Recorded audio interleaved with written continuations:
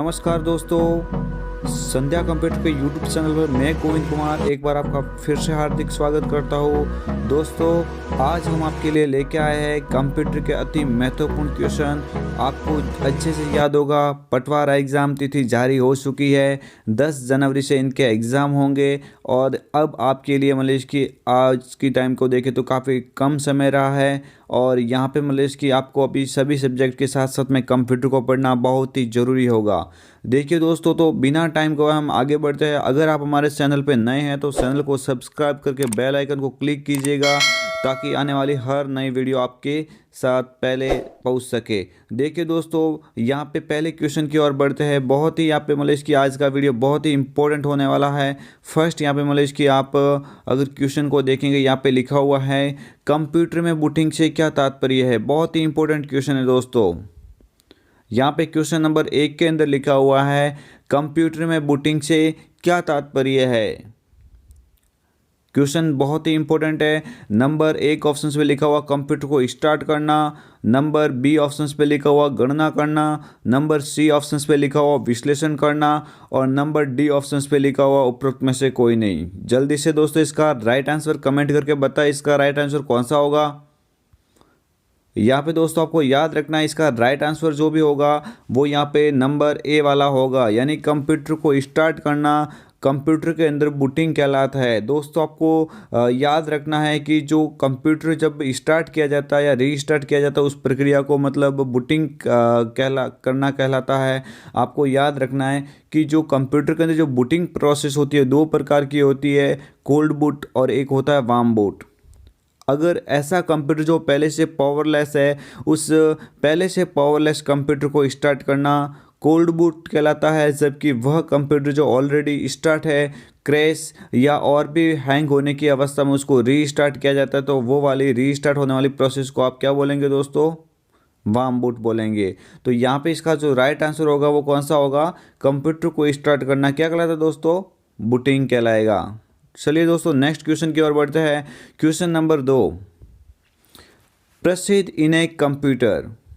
प्रसिद्ध इन a computer computer की कौन सी जनरेशन में पेश किया गया? बहुत ही इंपॉर्टेंट क्वेश्चन है। यहाँ पे आपको यहाँ पे पहचानना है कि निम्न में से वह कौन सी कंप्यूटर जनरेशन थी जिसमें इनेक नामक प्रसिद्ध कंप्यूटर को पेश किया गया।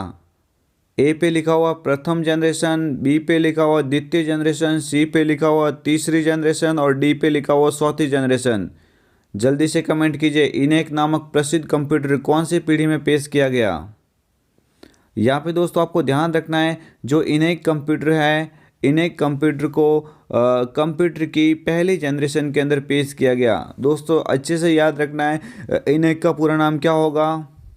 Electronic numerical integrated and computer होता है। क्या दोस्तों इसका electronic numerical integrated and computer होगा इसका राइट आंसर, और इसको पहली जनरेशन के अंदर पेश किया गया। नेक्स्ट क्वेश्चन की ओर बढ़ते हैं दोस्तों।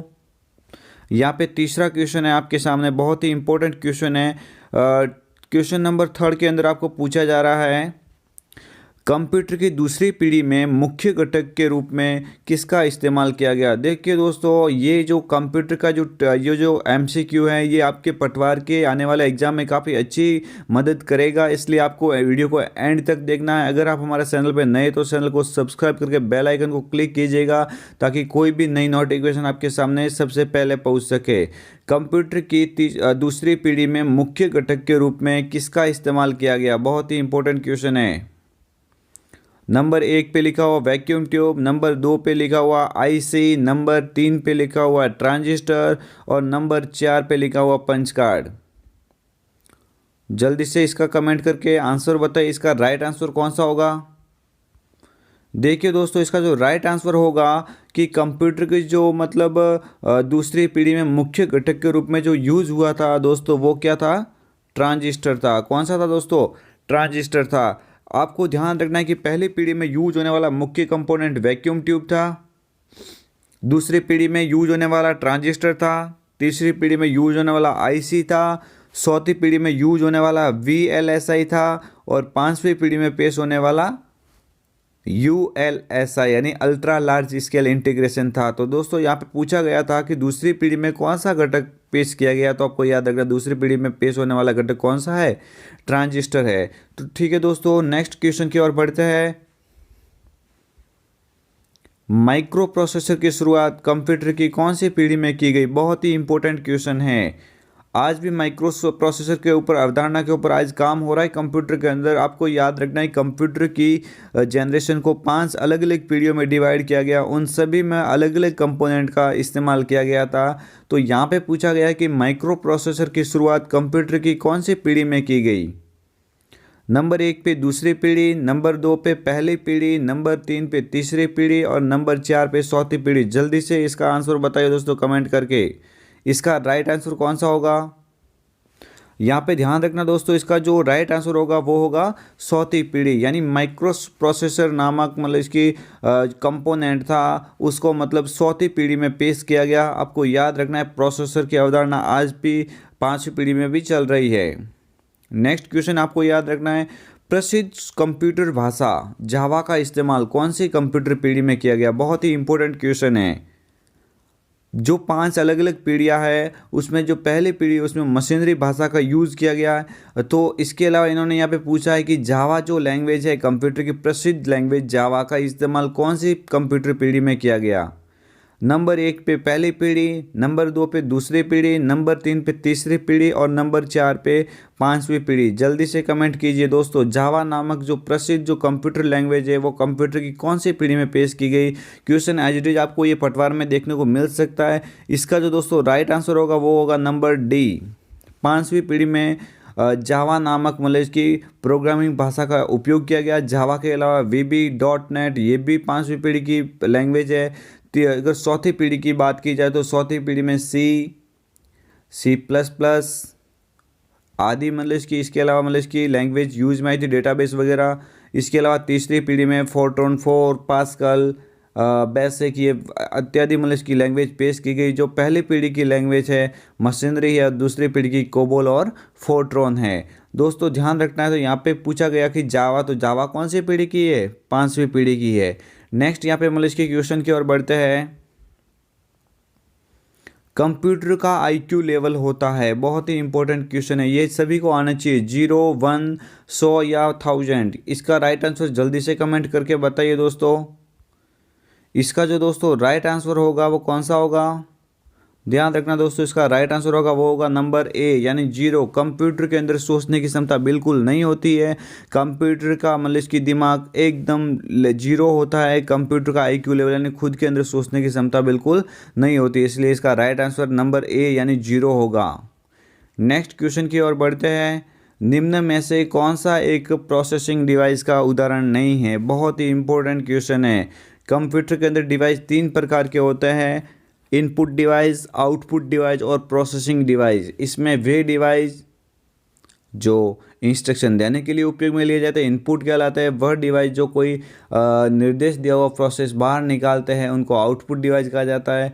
प्रक्रिया करवाने वाले सारे डिवाइस प्रोसेसिंग डिवाइस कहलाते हैं। तो अभी आपको समझ में आया होगा इनमें से ऐसा कौन सा डिवाइस है जो प्रोसेसिंग का उदाहरण नहीं है। नंबर 1 पे CPU, नंबर B पे मदरबोर्ड, नंबर C पे प्रोसेसर और D पे लिखा हुआ जॉयस्टिक। जल्दी से इसका कमेंट करके आंसर बताइए दोस्तों। इसका जो राइट आंसर होगा वो कौन सा होगा दोस्तों? यहाँ पे ध्यान रखना, इसका राइट आंसर होगा नंबर डी, जॉयस्टिक। आपको याद रखना है जॉयस्टिक एक गेम कंट्रोलर के रूप में जाना जाता है और जॉयस्टिक को इनपुट डिवाइस कहा जाता है। बाकी CPU, मदरबोर्ड और प्रोसेसर ये तीनों के तीनों मतलब इसकी प्रोसेसिंग डिवाइस के अंदर होते हैं। आपको अच्छे से मालूम होगा जब CPU को खोलते हैं तो उसमें मदरबोर्ड और प्रोसेसर इत्यादि उसमें शामिल होते हैं, जो सारे के सारे प्रोसेसिंग डिवाइस के उदाहरण है सिवाय जॉयस्टिक के। यहाँ पे लिखा हुआ ऑप्शन से। नेक्स्ट क्वेश्चन की ओर बढ़ते हैं दोस्तों।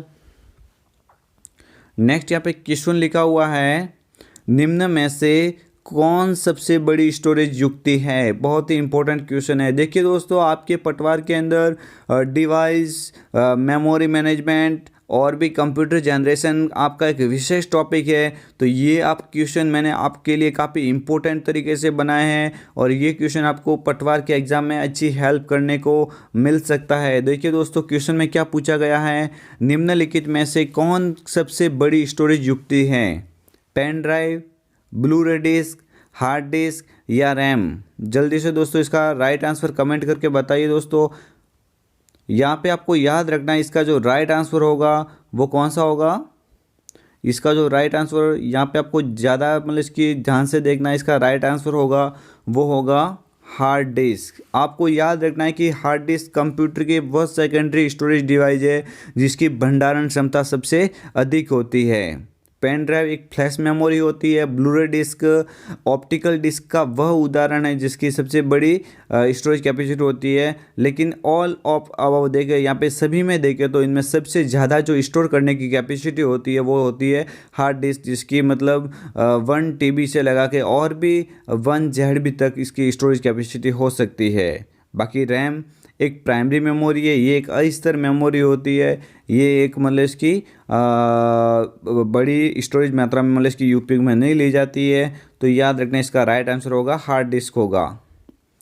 नेक्स्ट क्वेश्चन है, माउस एक उदाहरण है। बहुत ही सिंपल क्वेश्चन है। Input device, output device, processing device या उपरोक्त में से कोई नहीं। कंप्यूटर के वे डिवाइस जो इंस्ट्रक्शन देने के लिए काम में ले जाते हैं इनपुट डिवाइस कहलाते हैं।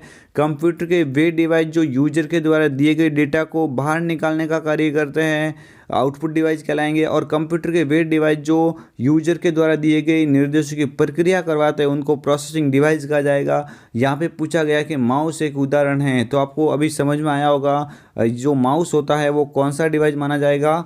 यहाँ पे आपको याद रखना है इनपुट डिवाइस कौन सा होगा दोस्तों, इनपुट डिवाइस इसका राइट आंसर होगा। नेक्स्ट क्वेश्चन की ओर बढ़ते हैं। नेक्स्ट क्वेश्चन यहाँ पे देखो दोस्तों, लिखा हुआ है निम्न में से कौन सा कंप्यूटर सिस्टम GUI टास्क पर कार्य नहीं करता है। बहुत ही इंपॉर्टेंट क्वेश्चन है। इनमें से कौन सा ऑपरेटिंग सिस्टम है जो GUI टास्क पर कार्य नहीं करता, यानी ग्राफिकल यूजर इंटरफेस के ऊपर कार्य नहीं करता है। नंबर 1 पे विंडोज़ 7, नंबर 2 पे लिनक्स, नंबर 3 पे यूनिक्स और नंबर D पे लिखा हुआ विंडोज़ विस्टा। जल्दी से इसका कमेंट कीजिए आंसर कौन सा होगा राइट। यहाँ पे दोस्तों आपको याद रखना है जो यूनिक्स होगा ये GUI टास्क पर कार्य नहीं करता है। ये CUI या CLI के ऊपर निर्भर होता है, यानी कमांड यूजर इंटरफेस या कमांड लाइन इंटरफेस के ऊपर ये कार्य करता है, क्योंकि इसमें सारा का सारा निर्देश कमांड के माध्यम से देना पड़ता है। बाकी विंडोज़ 7 लिनक्स है, विंडोज़ विस्टा, ये सारे के सारे ग्राफिकल यूजर के ऊपर निर्भर होता है। इसका राइट आंसर दोस्तों कौन सा होगा, यूनिक्स होगा। ठीक है दोस्तों, नेक्स्ट क्वेश्चन की ओर बढ़ते हैं। किसी प्रोग्राम में किस फंक्शन कुंजी द्वारा सहायता ली जा सकती है। बहुत ही इंपॉर्टेंट क्वेश्चन है। निम्न में से किस फंक्शन कीज का उपयोग करके आप किसी डॉक्यूमेंट में हेल्प एंड सपोर्ट ले सकते हैं। नंबर A पे लिखा हुआ है F12, नंबर B पे लिखा हुआ है F1, नंबर C पे लिखा हुआ है F5 और नंबर D पे लिखा हुआ है F7। इनमें से वह कौन सी फंक्शन कुंजी है जिसका इस्तेमाल किसी डॉक्यूमेंट में सहायता लेने के लिए यूज में लिया जाता है। आपको जल्दी से यहाँ पे बताना है दोस्तों। इसका राइट आंसर होगा वो नंबर 2 वाला F1, यानी F1 के माध्यम से आप किसी भी प्रोग्राम के अंदर सहायता लेने के लिए इस कुंजी का उपयोग कर सकते हैं। नेक्स्ट क्वेश्चन की ओर बढ़ते हैं। नेक्स्ट क्वेश्चन यहाँ पे है, वह कंप्यूटर डिवाइस जो किसी हार्ड कॉपी को सॉफ्ट कॉपी में परिवर्तित कर मॉनिटर पर इमेज बनाने का कार्य करता है। बहुत ही इंपॉर्टेंट क्वेश्चन है, ये कई बार एग्जाम में पूछा गया है कि वह कंप्यूटर डिवाइस जो किसी हार्ड कॉपी को सॉफ्ट कॉपी में परिवर्तित कर मॉनिटर पर इमेज बनाने का कार्य करता है। नंबर 1 पे मॉनिटर, नंबर B पे प्रिंटर, नंबर C पे स्कैनर और नंबर D पे प्रोजेक्टर। जल्दी से कमेंट करके इसका आंसर बताइए, इसका राइट आंसर कौन सा होगा। दोस्तों यहाँ पे इसका जो राइट आंसर होगा वो कमेंट करके जल्दी से बताना है। यहाँ पे ध्यान रखना है आपको, इमेज को मतलब इसकी मॉनिटर तक पहुँचाने स्कैन करके मतलब इसकी लेके जाने का कार्य करता है। उस डिवाइस का नाम है स्कैनर, यानी ये एक इनपुट डिवाइस है जो किसी फ़ोटो या और भी अन्य डॉक्यूमेंट को स्कैन करके वो मॉनिटर के ऊपर तस्वीर के रूप में बदलने का कार्य करता है। इसलिए इसका राइट आंसर होगा वो स्कैनर होगा। नेक्स्ट क्वेश्चन की ओर बढ़ते हैं। निम्न में से कौन एक पॉइंटिंग डिवाइस का उदाहरण नहीं है। बहुत ही इंपॉर्टेंट क्वेश्चन है। निम्न में से कौन एक पॉइंटिंग डिवाइस का उदाहरण नहीं है। नंबर A पे लिखा हुआ माउस, नंबर B पे लिखा हुआ कीबोर्ड, नंबर सी पे लिखा हुआ स्कैनर और नंबर डी पे लिखा हुआ टच पैड। यहाँ पे थोड़ी मिसअंडरस्टैंडिंग हो गई है दोस्तों। यहाँ पे ध्यान रखना है आपको कि पॉइंटिंग डिवाइस का उदाहरण नहीं माना है। तो यहाँ पे आपको याद रखना है कि कीबोर्ड और स्कैनर ये दोनों के दोनों पॉइंटिंग डिवाइस नहीं होंगे। यहाँ पे बाई मिस्टेक से ये लिखा गया है, थोड़ा सा मतलब इसके आपको समझना है। यहाँ पे जो इसका मतलब इसकी राइट आंसर होगा, इसका जो राइट आंसर होगा वो दोस्तों यहाँ पे क्या होगा, कीबोर्ड और स्कैनर जो भी ये दोनों ऑप्शंस लिखा गया है ये दोनों के दोनों पॉइंटिंग डिवाइस के उदाहरण नहीं माने जाएंगे। माउस होता है, टच पैड होता है, जॉयस्टिक होता है, इसके अलावा और भी काफ़ी सारे इसकी ट्रैक पॉइंट है, ट्रैक बॉल है, ये सारे के सारे क्या होते हैं, एक पॉइंटिंग डिवाइस के उदाहरण है। तो यहाँ पे कीबोर्ड और स्कैनर ये दोनों जो ऑप्शंस है ये दोनों मतलब इसकी पॉइंटिंग डिवाइस के उदाहरण नहीं है। बाकी टच पैड और माउस ये दोनों पॉइंटिंग डिवाइस के उदाहरण है। इस माउस और टच पैड के अलावा और भी ट्रैक पॉइंट होता है, ट्रैक बॉल होता है, ये सारे के सारे पॉइंटिंग डिवाइस के उदाहरण माने जाते हैं। देखिए दोस्तों, पॉइंटिंग डिवाइस का मतलब होता तो इनपुट डिवाइस ही है, लेकिन आपको याद रखना है कि आप क्लिक या पॉइंट करने पे उनको एग्जिस्ट किया जाता है, उन वाले डिवाइस को आप पॉइंटिंग डिवाइस बोलेंगे। चलिए दोस्तों नेक्स्ट क्वेश्चन की ओर बढ़ते हैं। निम्न में से कौन सा एक मॉनिटर का प्रकार नहीं है? बहुत ही इंपॉर्टेंट क्वेश्चन है, जल्दी से पहचान कीजिए इनमें से कौन सा एक मॉनिटर का प्रकार नहीं होगा। नंबर 1 पे LCD, नंबर 2 पे CRT, नंबर 3 पे LED और नंबर 4 पे VLC। जल्दी से इसका राइट आंसर कमेंट करके बताइए दोस्तों, इसका जो सही आंसर होगा वो कौन सा होगा। यहाँ पे दोस्तों याद रखना इसका जो राइट आंसर होगा वो क्या होगा, VLC। आपको याद रखना है LCD, CRT और LED ये तीनों के तीनों मॉनिटर के प्रकार होते हैं, जबकि VLC मीडिया प्लेयर के लिए उपयोग में लिया जाने वाला एक ऑप्शंस कह सकते हैं। LCD का पूरा नाम होता है लिक्विड क्रिस्टल डिस्प्ले, CRT का पूरा नाम होता है कैथोड रे ट्यूब, LED का पूरा नाम होता है लाइट एमिटिंग डायोड। तो ये तीनों जो ऊपर वाले ऑप्शन है ये तीनों के तीनों मतलब मॉनिटर के प्रकार होते हैं। बाकी VLC जो लिखा हुआ ये मॉनिटर का प्रकार नहीं है, तो इसलिए राइट आंसर इसका VLC होगा। यहाँ पे क्या लिखा हुआ दोस्तों, नेक्स्ट क्वेश्चन, निम्न में से कौन सा प्रिंटर अक्सर टोनर और सूखे पाउडर का इस्तेमाल करता है? बहुत ही इंपॉर्टेंट क्वेश्चन है, प्रिंटर के बारे में बात हो रही है। प्रिंटर आपके पटवार के अंदर एक विशेष टॉपिक है आउटपुट डिवाइस के अंदर। निम्न में से कौन सा एक प्रिंटर अक्सर टोनर और सूखे पाउडर का इस्तेमाल करता है? नंबर 1 पे लिखा हुआ इंकजेट प्रिंटर, नंबर 2 पे लिखा हुआ लेजर प्रिंटर, नंबर 3 पे लिखा हुआ प्लॉटर और नंबर 4 पे लिखा हुआ थर्मल प्रिंटर। जल्दी से कमेंट कीजिए दोस्तों, इसका राइट आंसर कौन सा होगा।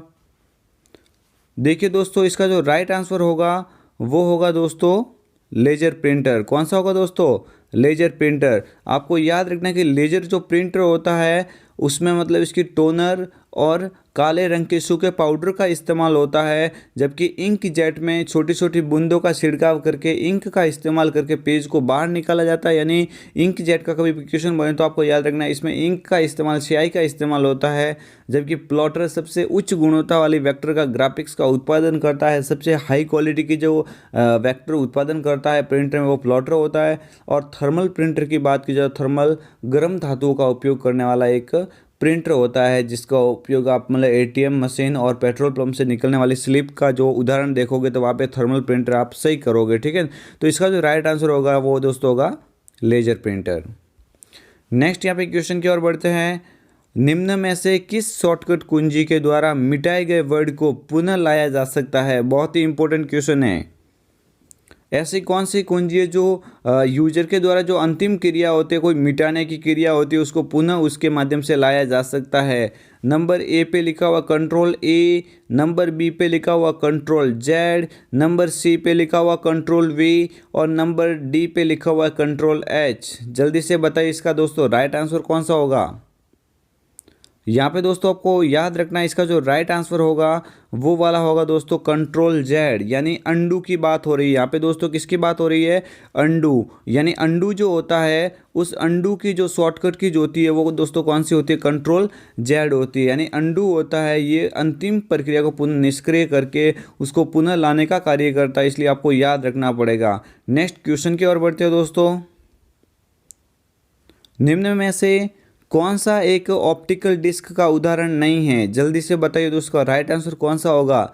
ऑप्टिकल डिस्क है तो सेकेंडरी मेमोरी की बात हो रही है। ऑप्टिकल डिस्क यानी वह मेमोरी जो कांच या फाइबर का इस्तेमाल करती है उसको ऑप्टिकल मेमोरी कहा जाता है। तो आपको याद रखना राइट आंसर इसका कौन सा होगा। इन्होंने पूछा इनमें से कौन सा उदाहरण नहीं है ऑप्टिकल डिस्क का।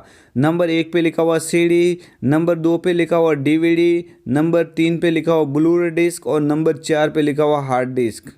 जल्दी से बताइए दोस्तों, इसका जो राइट आंसर होगा वो कौन सा होगा?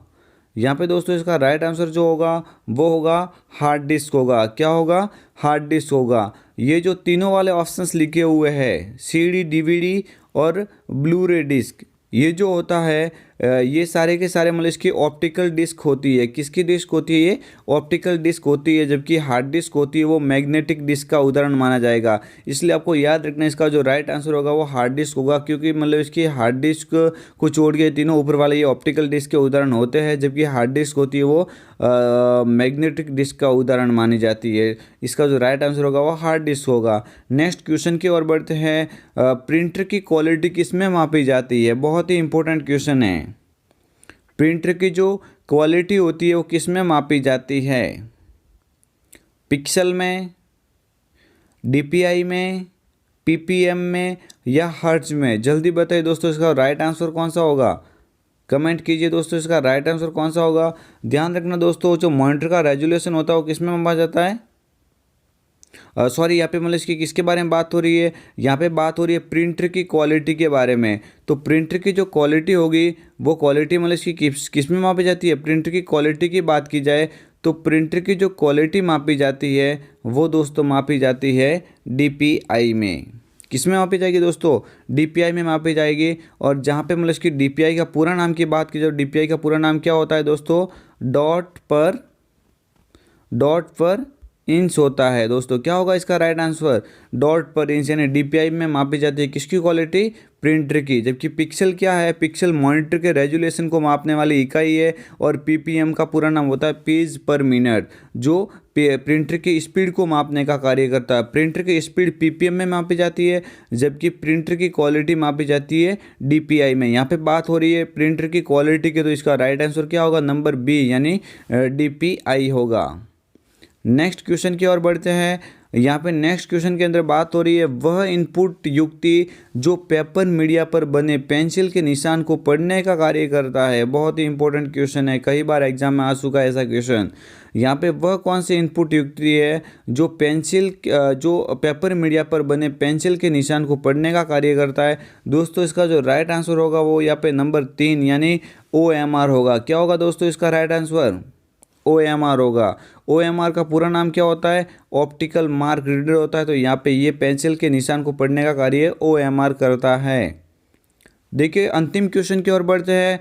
किस शॉर्टकट कुंजी के द्वारा डॉक्यूमेंट में हाइपरलिंक को जोड़ा जा सकता है?